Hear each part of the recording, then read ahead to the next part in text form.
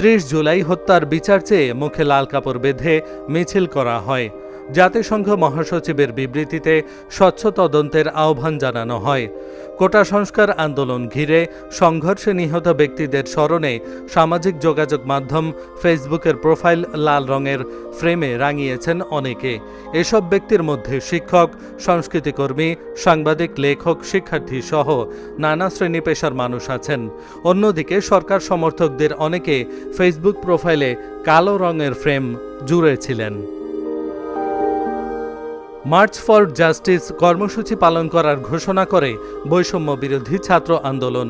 9 দফা দাবি আদায়ের লক্ষ্যে এই কর্মসূচি পালন করা হয় দেশের সব আদালত, ক্যাম্পাস ও রাজপথে।